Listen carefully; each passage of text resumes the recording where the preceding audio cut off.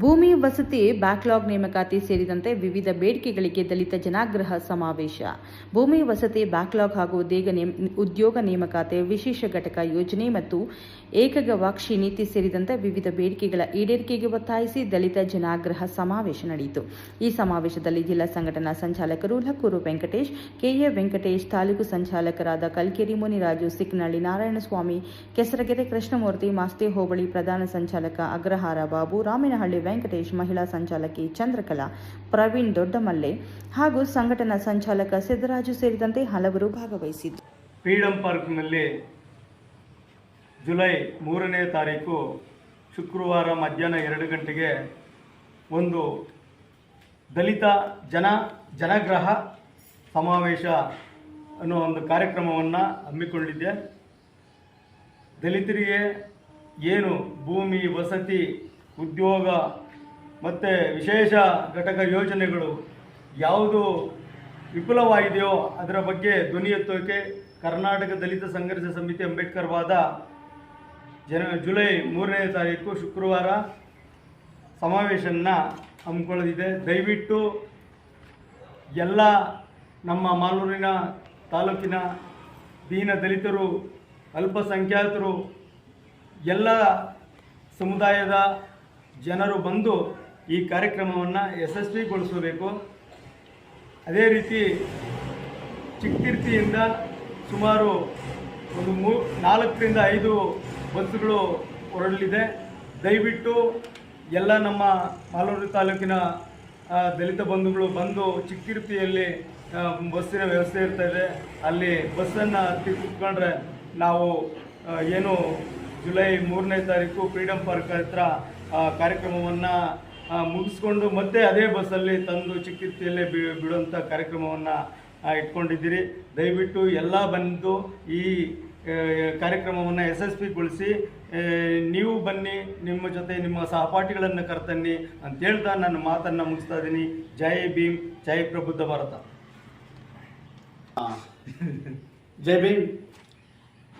ಏನಿವತ್ತು ಕರ್ನಾಟಕ ದಲಿತ ಸಂಘರ್ಷ ಸಮಿತಿ ಅಂಬೇಡ್ಕರ್ ವಾದ ಪ್ರವಾಸಿ ಮಂದಿರದಲ್ಲಿ ಇವತ್ತು ನಾವು ಒಂದು ಸೇರಿರುವ ಒಂದು ಸಭೆ ಏನಪ್ಪ ಅಂದರೆ, ಮುಂದಿನ ತಿಂಗಳು ಜುಲೈ 3ನೇ ತಾರೀಕು ಈ ಕರ್ನಾಟಕ ದಲಿತ ಸಂಘರ್ಷ ಸಮಿತಿ ಅಂಬೇಡ್ಕರ್ ವಾದ ಸಂಘಟನೆ ಕಡೆಯಿಂದ ದಲಿತ ಜನಾಗ್ರಹ ಸಮಾವೇಶ ಅಂತ ಒಂದು ಬೃಹತ್ವಾದ ಒಂದು ಪ್ರತಿಭಟನೆ ಸ್ವತಂತ್ರ ಉದ್ಯಾನವನದಲ್ಲಿ, ಬೆಂಗಳೂರಿನ ಸ್ವತಂತ್ರ ಉದ್ಯಾನವನದಲ್ಲಿ ಹಮ್ಮಿಕೊಂಡಿದ್ದೇವೆ. ಇದರ ಉದ್ದೇಶ ಏನಪ್ಪ ಅಂದರೆ, ಸುಮಾರು 19 ಹಕ್ಕೊತ್ತಾಯಗಳನ್ನು ಹಾಕ್ಕೊಂಡು ಇವತ್ತು ಈ ನಮ್ಮ ಸಂಘಟನೆ ಧ್ವನಿ ಎತ್ತಾ ಇದೆ. ಇದು ಕೇವಲ ಒಬ್ಬ ದಲಿತರಿಗೆ ಮಾತ್ರ ಸೀಮಿತ ಅಲ್ಲ, ವಿದ್ಯಾರ್ಥಿ ಘಟಕಕ್ಕೂ ಕೂಡ ಅನುಕೂಲವಾಗಿರ್ತಕ್ಕಂಥ ಒಂದು 19 ಹಕ್ಕೊತ್ತಾಯಗಳು. ಅದರಲ್ಲೂ ವಿಶೇಷವಾಗಿ ಏನು ಭೂಹೀನ ರೈತರಿಗೆ, ವಸತಿ ರಹಿತರಿಗೆ, ವಿಶೇಷವಾಗಿ PTCL ಏನಿದೆ, ಈ ತೋಟಿ, ತಳವಾರಿ, ನೀರ್ಗಟ್ಟಿ, ಇನಾಮತಿ ಜಮೀನನ್ನು ಮರುಮಂಜೂರು ಮಾಡಬೇಕಂತ, ಮತ್ತು ನಮ್ಮ ಹಣದಲ್ಲಿ ಈ ಸಾರಿಗೆ ಇಲಾಖೆಯವರು ಸುಮಾರು 500 ಕೋಟಿ ದುರ್ಬಳಕೆ ಮಾಡಿದ್ದಾರೆ. ನಮ್ಮ ಹಣವನ್ನು ಕಬ್ಜಾ ಮಾಡಿದ್ದಾರೆ. TSP ಮತ್ತು SCP ಅಮೌಂಟು ನಮ್ಮ ಹಣವನ್ನು ದುರ್ಬಳಕೆ ಮಾಡಿದ್ದಾರೆ ಈ ರಾಜ್ಯ ಸರ್ಕಾರ. ಆದ್ದರಿಂದ ಈ ಕೂಡಲೇ ಏನು ಆ ಅಮೌಂಟ್ 500 ಕೋಟಿ ಏನಿದೆ ದಲಿತರಿಗೆ ಮೀಸಲಿಟ್ಟಿರ್ತಕ್ಕಂಥ ಹಣ ಮರು ಕೊಡಬೇಕು ಅಂತ ಈ ಸಂದರ್ಭದಲ್ಲಿ ನಾವು ಆಗ್ರಹಿಸ್ತಾ ಇದ್ದೇವೆ ಕರ್ನಾಟಕ ದಲಿತ ಸಂಘರ್ಷ ಸಮಿತಿ ಅಂಬೇಡ್ಕರ್ ವಾದದಿಂದ. ಮತ್ತು ಇನ್ನೊಂದು ಏನಪ್ಪ ಅಂದರೆ, ವಿಶೇಷವಾಗಿ ಈ SCP TSPಯಲ್ಲಿ 5 ಗ್ಯಾರಂಟಿ ಯೋಜನೆಗಳಿಗೆ ನಾವು ಪದೇ ಈ ಸರ್ಕಾರ 5 ಗ್ಯಾರಂಟಿ ಯೋಜನೆಗಳು ತಂದವರಿಂದ ಹೇಳ್ತಾ ಇದ್ವಿ, ನಮ್ಮ ಹಣ ನಮಗೆ ಕೊಡಿ, ನಮ್ಮ ಅಭಿವೃದ್ಧಿಗೆ ಕೊಡಿ ಅಂತ ನಾವು ಕೇಳ್ತಾ ಇದ್ವಿ. ಆದರೆ ಈ ಸರ್ಕಾರ ಇಷ್ಟು ದಿನಗಳು ಆದರೂ ಕೂಡ ಈ TSP SCP ಅಮೌಂಟನ್ನು ಈ 5 ಗ್ಯಾರಂಟಿ ಯೋಜನೆಗಳಿಗೆ ದುರ್ಬಳಕೆ ಮಾಡ್ಕೊಂಡಿದ್ದಾರೆ. ಆ ಅಮೌಂಟನ್ನು ವಾಪಸ್ ಕೊಡಬೇಕು.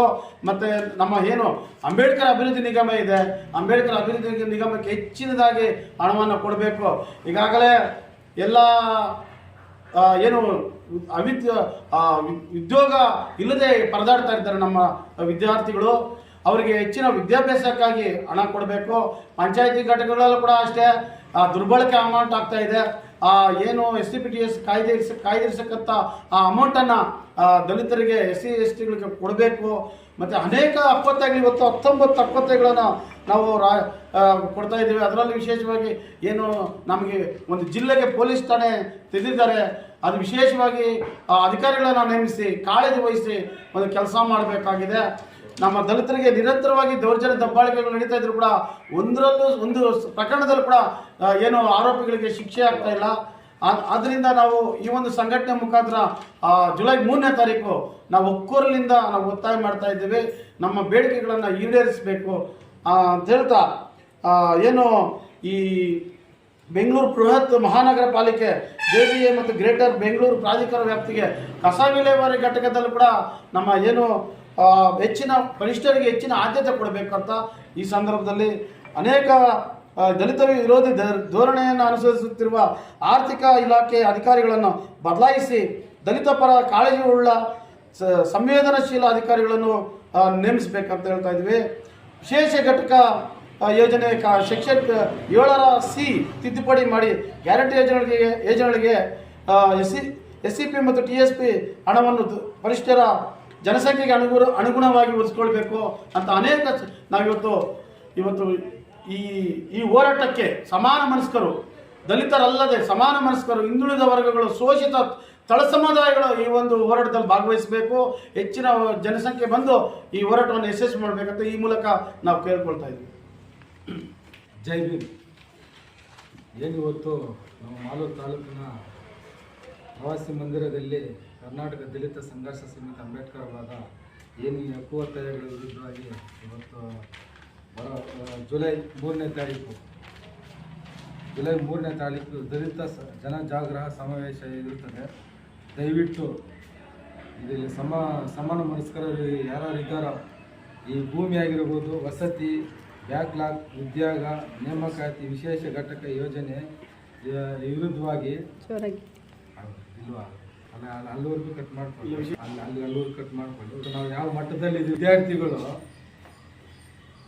ಯಾವುದು ಪರೀಕ್ಷೆಯಲ್ಲಿ ಅವ್ರಿಗೆ ಏನು ಸ್ಥಾನ ಕೊಟ್ಟಿಲ್ವೋ ಮತ್ತು ಏನೇ ಒಂದು ಅವ್ರಿಗೆ ಪರಿಸ್ಥಿತಿ ಬಂದಾಗ ಅಂಬೇಡ್ಕರ್ನನ್ನು ಯೂಸ್ ಮಾಡ್ಕೊತಾರೆ. ದಯವಿಟ್ಟು ವಿದ್ಯಾರ್ಥಿಗಳಿಗೆ ಹೇಳೋದೇನೆಂದರೆ, 3ನೇ ತಾರೀಕು ಇವತ್ತು ವಿದ್ಯಾರ್ಥಿ ವಿಚಾರವಾಗಿ ಆಗಿರ್ಬೋದು, ಭೂಮಿ ವಿಚಾರವಾಗಿ ಆಗಿರ್ಬೋದು, ಮತ್ತು ವಸತಿ ವಿಚಾರವಾಗಿರ್ಬೋದು, ಇವತ್ತು ಕರ್ನಾಟಕ ದಲಿತ ಸಂಘರ್ಷ ಸಮಿತಿ ಪ್ರತಿ ವರ್ಷವೂ ಅಷ್ಟೇ, ಮತ್ತು ಏನೇ ಒಂದು ತೊಂದರೆಗಳು ಬಂದ್ರೂ ಅಷ್ಟೇ ಅಂಬೇಡ್ಕರ್ ವಾದ ಯಾವಾಗಲೂ ಜೊತೆಲಿರುತ್ತೆ. ದಯವಿಟ್ಟು ಈ ಹೋರಾಟಕ್ಕೆ ನಿಮ್ಮ ಬೆಂಬಲ ಇರಲೇಬೇಕು. ಇವತ್ತು ನಾವು ಇಷ್ಟು ಜನ ಸೇರ್ತಾ ಇದ್ದೀವಿ ಅಂದರೆ ದಲಿತ ಪರ, ರೈತರ ಪರ ಎಲ್ಲರೂ ಸೇರಿ ಈ ಹೋರಾಟವನ್ನು ಜಯಗೊಳಿಸಬೇಕು. ನಾವು ಬರ್ತೀವಿ, ಈ ಹೋರಾಟವನ್ನು ಜಯಗೊಳಿಸೋಣ. ಯಾಕಂದರೆ ಈ ಹೋರಾಟ ನಾವು ಸಕ್ಸಸ್ ಮಾಡಿಲ್ಲ ಅಂದರೆ ಈ ರಾಜಕೀಯದವರು ಇವತ್ತು ನಾವು ಕಾಂಗ್ರೆಸ್ ಪರವಾಗಿ ಎಷ್ಟೋ ಹೋರಾಟಗಳು ಮಾಡ್ತೀವಿ. ಇವತ್ತು ಈ ಸರ್ಕಾರ ಇದ್ರೂ ಇವತ್ತು ನಮ್ಮೂರು SC ಅವರು ಮೈಸೂರು ವಿಶ್ವವಿದ್ಯಾಲಯ ಮುಂದೆ ಬರೀ ಹೋರಾಟ ಮಾಡ್ತಾನೇ ಇದ್ದಾರೆ. ಇದುವರೆಗೂ ಅವ್ರಿಗೆ ನ್ಯಾಯ ಸಿಗಲೇ ಇಲ್ಲ. ದಯವಿಟ್ಟು ಇದನ್ನೆಲ್ಲ ಪರಿಶೀಲನೆ ಮಾಡಬೇಕು ಮತ್ತು ವಿದ್ಯಾರ್ಥಿಗಳು ಈ ಹೋರಾಟಕ್ಕೆ ಬೆಂಬಲ ಕೊಡಲೇಬೇಕು. ಯಾಕಂದರೆ ಇದನ್ನೆಲ್ಲ ನಿಮ್ಮಂಥವ್ರಿಗೆ ಮತ್ತು ದಲಿತ ಪರ ಯಾರು ನ್ಯಾಯ ಸಿಗಲ್ವೋ ಇಂಥವ್ರಿಗೆಲ್ಲ ನಾವು ಹೋರಾಟ ಮಾಡ್ತಾಯಿದ್ದೀವಿ.